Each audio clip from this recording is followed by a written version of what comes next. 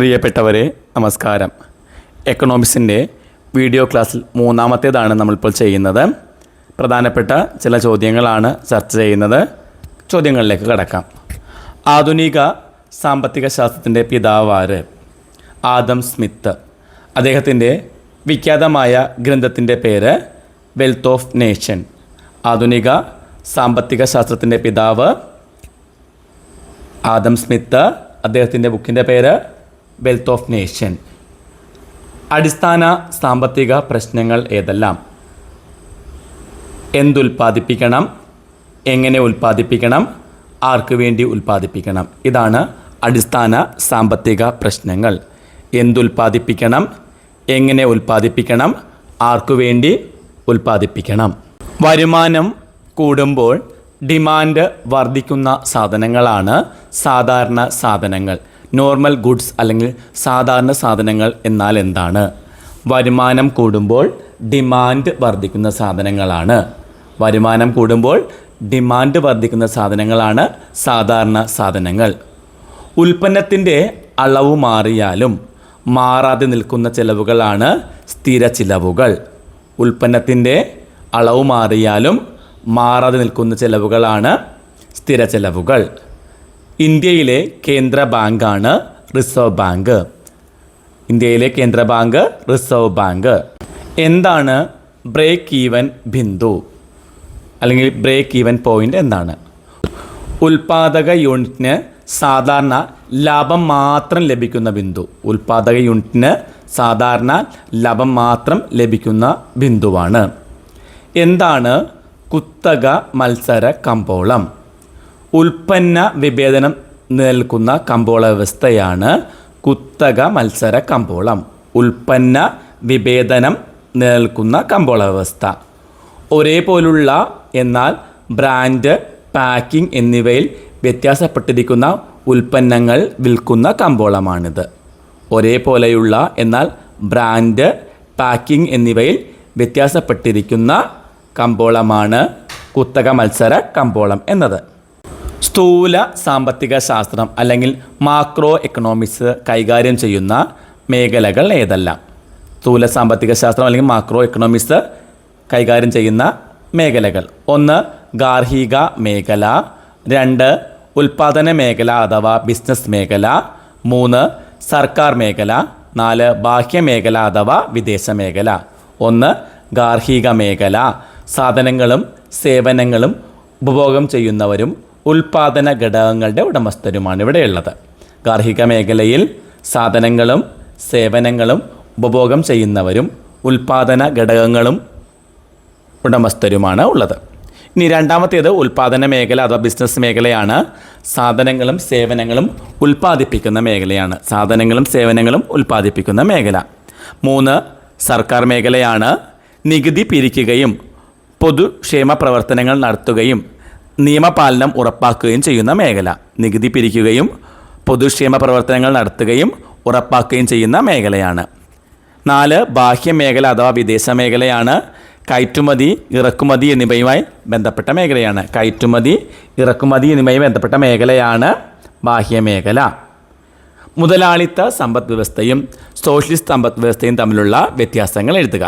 മുതലാളിത്ത സമ്പദ് വ്യവസ്ഥ ഉൽപ്പാദന ഉപാധികൾ സ്വകാര്യ വ്യക്തികളുടെ ഉടമസ്ഥതയിലായിരിക്കും.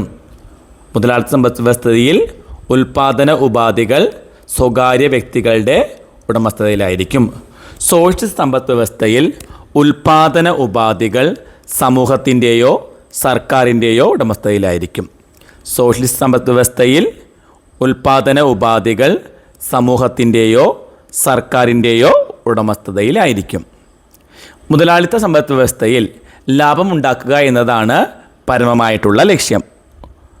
ലാഭമുണ്ടാക്കുക എന്നത് മാത്രമാണ് പരമമായ ലക്ഷ്യം. അതേസമയം സോഷ്യലിസ്റ്റ് സമ്പദ് വ്യവസ്ഥയിൽ സാമൂഹിക ക്ഷേമവും സമത്വവുമാണ് പ്രധാന ലക്ഷ്യം. സാമൂഹിക ക്ഷേമവും സമത്വവുമാണ് പ്രധാനപ്പെട്ട ലക്ഷ്യം. എന്താണ് പൂർണ്ണ മത്സര കമ്പോളത്തിൻ്റെ സവിശേഷത? പൂർണ്ണ മത്സര കമ്പോളത്തിൻ്റെ സവിശേഷത എന്താണ്? ഇവിടെ കമ്പോളത്തിൽ വാങ്ങുന്നവരുടെയും വിൽക്കുന്നവരുടെയും എണ്ണം കൂടുതലാണ്. വാങ്ങുന്നവരുടെയും വിൽക്കുന്നവരുടെയും എണ്ണം വളരെ കൂടുതലാണ്. അതിനാൽ ആർക്കും ഒറ്റയ്ക്ക് വിലയെ സ്വാധീനിക്കാൻ കഴിയില്ല. കമ്പോളത്തിൽ വാങ്ങുന്നവരുടെയും വിൽക്കുന്നവരുടെയും എണ്ണം വളരെ കൂടുതലാണ്. അതുകൊണ്ട് തന്നെ ആർക്കും ഒറ്റയ്ക്ക് വിലയെ സ്വാധീനിക്കാൻ സാധിക്കില്ല.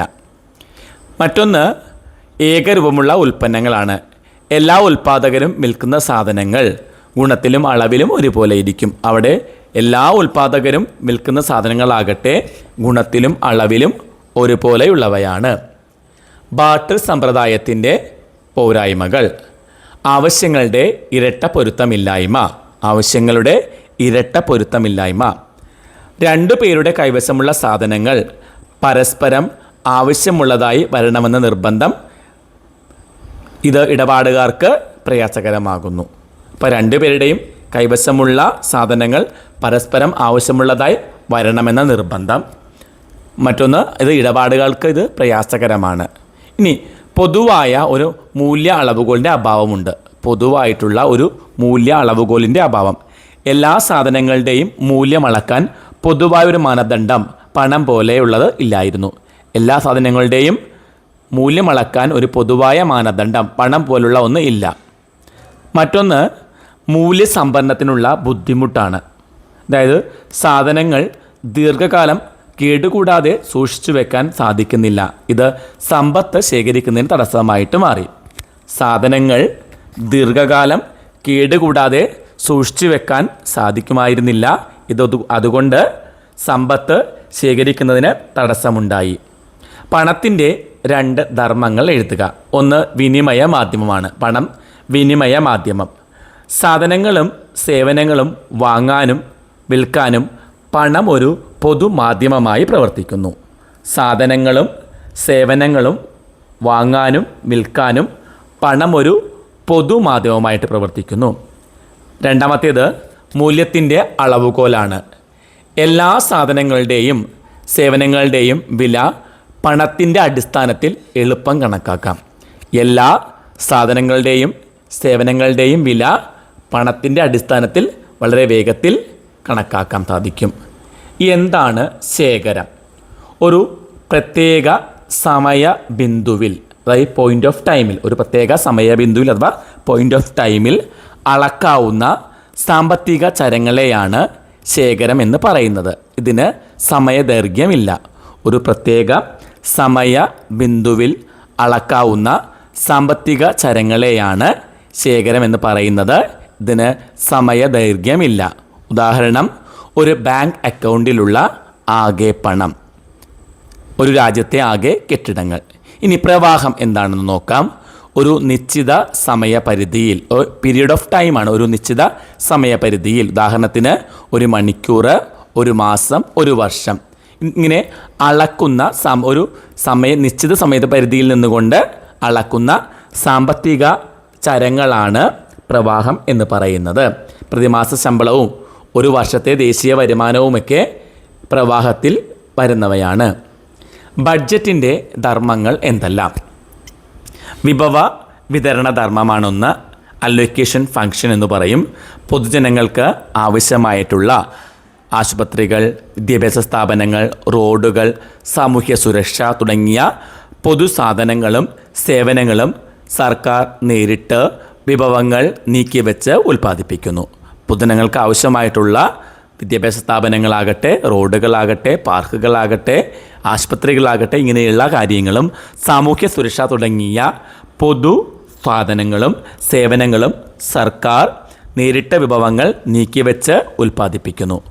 പുനർവിതരണ ധർമ്മം. സമൂഹത്തിലെ സമ്പന്നരിൽ നിന്ന് നികുതി ഈടാക്കുകയും അത് പാവപ്പെട്ടവർക്ക് സബ്സിഡികളായും ക്ഷേമപ്രവർത്തനങ്ങളായും നൽകി വരുമാനത്തിലെ അസമത്വം കുറയ്ക്കുന്നു. സമൂഹത്തിലെ സമ്പന്നരിൽ നിന്ന് നികുതി ഈടാക്കുകയും അത് പാവപ്പെട്ടവർക്ക് സബ്സിഡികളായും ക്ഷേമപ്രവർത്തനങ്ങളായും നൽകി വരുമാനത്തിലെ അസമത്വം കുറയ്ക്കുന്നു. സ്ഥിരീകരണ ധർമ്മം.